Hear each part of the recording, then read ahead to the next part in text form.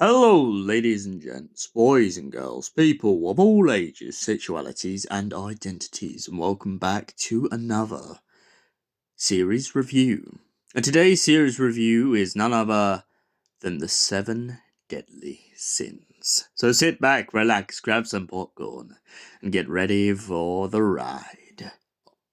The story follows a young boy known as Meliodas, as he lives in a kingdom and watches over a young girl. Meliodas comes from a realm unlike any other. And most importantly, he was the founding member of the 7 Deadly Sins. The group consists of Merlin, Meliodas, King, Dian, Ban, and Gotha. The group also has a talking pig named Hog and a beautiful young lady named Elizabeth. Elizabeth and Meliodas have a very special relationship. They have known each other for a very long time. And Meliodas remembers the sins and how they broke apart as the world banished them once and for all. Along the series, we learn that Meliodas and Elizabeth must go on a quest to try and bring back the sins together. However, they struggle with this, as it turns out that a lot of the group had fallen out with the captain, each one having their personal reasons and grievances against Meliodas, and the way he had treated them in the past.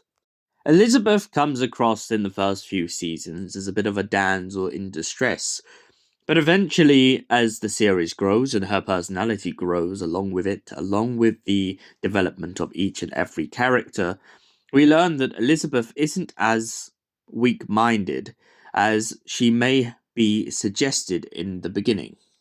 Meliodas also has an affinity of pretty much sacrificing himself for the woman he loves. We also learn along the way that there is a relationship blooming between Dian and King, the Fairy King. Bane is a tormented soul who had pretty much drank an elixir which made him immortal. Ever since that day, the pain of knowing that he can never die weighs on his shoulders. Merlin is a talented and quite stunning magician. She uses her abilities to the best of her knowledge and manages to bring the group full circle.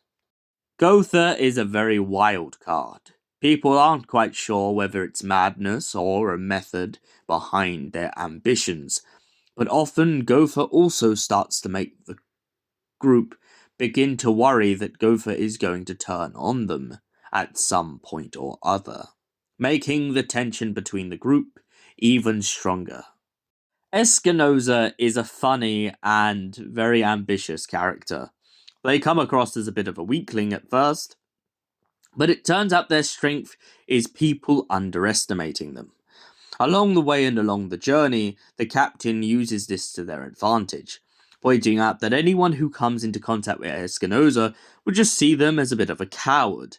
However, it turns out that their strength is beyond compare.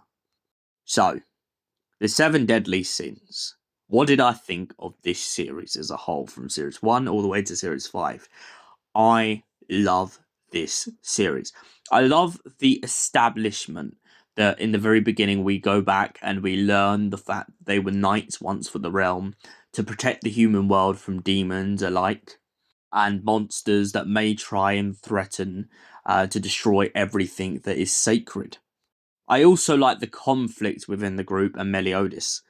I feel like this is a very strong start for the series, as it pretty much develops along the way that by the end of it, everyone comes out on top. King and Dian become very close. King's sister becomes very close with Bane. Gotha and Merlin and Espinosa all have their kind of resolutions. And Meliodas and Elizabeth finally get together and live a happy, well, life. However, that doesn't mean that there wasn't tricks and trials along the way. We watched the team as they're pushed to their limits, from destruction to destruction, and how the team has to constantly rethink their strategies. Bane finds himself on the bridge of maybe death, but then he reminds himself about the elixir that has left him alive for so long. King finds himself challenged when he begins to have bickers with the group. He tries to go off on his own, and this just shows the flaw in his own thinking. Deanne comes across as a very strong and brave person, although there has been signs of her weakness in some episodes, but this flourishes and really shows her human side, even if she is a giant. Gopher becomes so tricky that it's unsure whether they're coming or going in this series, but I absolutely love it. And Espinosa, as I pointed out once before, has that ability to be underestimated by people, and yet that smartness to pretty much think ahead. Overall, the seven deadly sins adequately named, and the way that each character has their sin worn on their arm, I think is a brilliant testament to these characters. Not only because it reflects them as their personality and the way that they have been marked by the world, but also how it proves to people that, as a whole, you don't necessarily have to be defined by people's expectations. The seven deadly sins originally start off as a group of knights who essentially are locked in this kind of capacity, to which essentially the world sees them as nothing more than soldiers. But then when the world flips on them and sees them as villains, it makes it easier for them, because this way they can now walk freely through the world without having to worry about living up to people's expectations. And for that reason, I give the seven deadly sins a solid 10 out of 10. Thank you for watching, and we'll see you in the next series review. Until then, stay beautiful and have an incredible night.